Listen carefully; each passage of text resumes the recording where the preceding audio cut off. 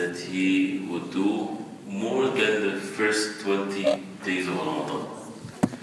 As the hadith of Aisha radiallahu anha, she said, كان النبي صلى الله عليه وسلم إذا دخل العشر.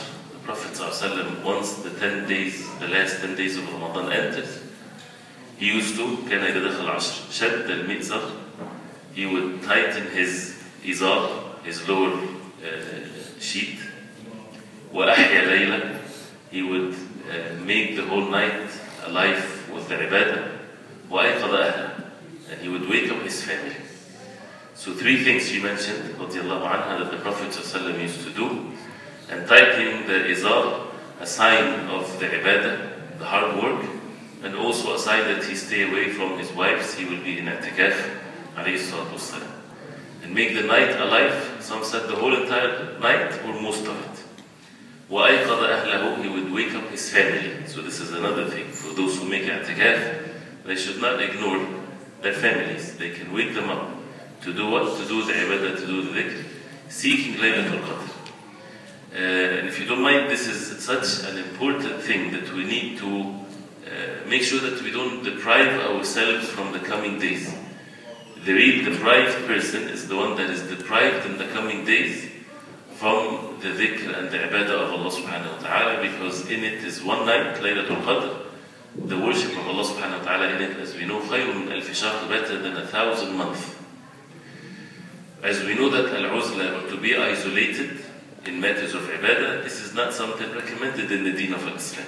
Right? The Prophet ﷺ, he said, al-mu'min alladhi yukhalitu an-nas, the mu'min that intermingles with people is more beloved to Allah subhanahu wa ta'ala than the one that ya'tazil, the one that isolates himself, not to be lazy but to be in ibadah.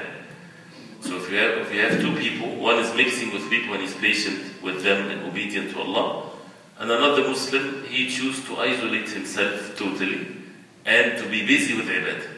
Which one is better? The one that mixes with people. Except in these 10 days. This is the time where the uzla, as the ulama, they say, هذه عزلة مشروع. The isolation here is part of our religion in these 10 days. So even the uzla, for those who incline to take themselves away from the whole entire world to worship Allah subhanahu wa ta'ala, for the believers, they find in themselves sometimes they want to do this, right? To seek the pleasure of Allah subhanahu wa ta'ala. And the more the person is obedient to Allah, the more that he would find more joy when he's alone than when he is with people. So by the mercy of Allah subhanahu wa ta'ala, this is a time permissible for us to enjoy being secluded. Secluded in the ibadah and the worship of Allah. Only in these 9 nights or 10 days or so. And that's why the definition of the i'tikaf, according to some, as one defined it, is هو أن يسلم المعتكف نفسه إلى عبادة الله عز وجل. When the mu'takif, the person making i'tikaf, to submit himself, to surrender himself to the ibadah. It means he has no choice, and he's not going after his own desire. He's not going after what's food for iftar, suhoor, desires, he said, she said, this or that. He is submitting himself to one thing and one thing only, and that is the ibadah of Allah subhanahu wa ta'ala in the masjid. And that's why I'm not going to go through the rules of al-i'tikaf. You probably would know that, or have been told that. But the point is to be in the masjid, not to leave the masjid whatsoever. What are the ibadat in the masjid? The salah, the dhikr, recitation of the Quran, the enjoining good and forbidding evil. Teaching someone that if he is ignorant about something, right? Yeah, you should tell him. For example, he made his salah wrong and so on. But not to be indulged into the even too much of a reminders and so on. No, it's time to do things to our own selves by being busy. And that's why the Prophet ﷺ in his masjid, they used to make khibat for the Prophet ﷺ, like a seclusion, like a tent, not a tent, but they would make something for the Prophet ﷺ. He would pray with the people, the jama'ah. That's why the i'tikaf has to be in a masjid where the 5 daily salah is established.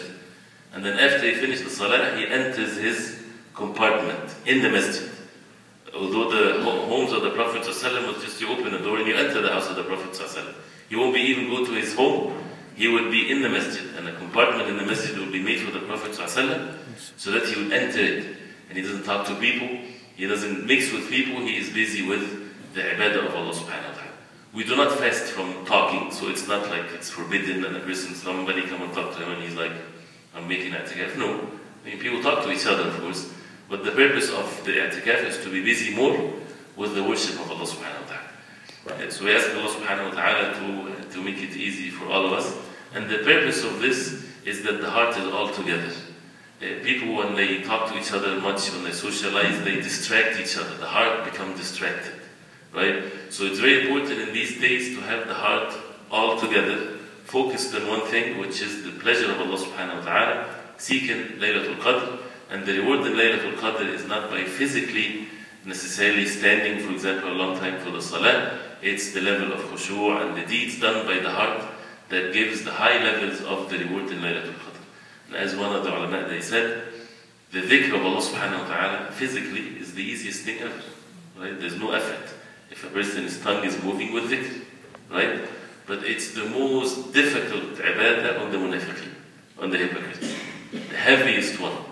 Although it's not lifting weights or anything. Right? So that's why when a person is not able to, the dhikr is so heavy, how can he carry his body to stand in the salah for a long time? So we need to work on ourselves. We have to humble ourselves. Our hearts, when it's full, has filth in it. Right? So it's important to purify the hearts from this filth with the dhikr of Allah subhanahu wa ta'ala, and to work on ourselves and to be patient till the end of Ramadan. Put our desires aside and let's wait for the night of the Eid. Then it will be a real good Eid by the will of Allah subhanahu wa ta'ala. If Allah subhanahu wa ta'ala would bestow on us these great moments of ibadah and to witness Laylatul Qadr and great rulings and meanings, of course, to be mentioned, but I don't want to take too much of your time. Again, this is a virtuous time to be focused in the ibadah of Allah subhanahu wa ta'ala.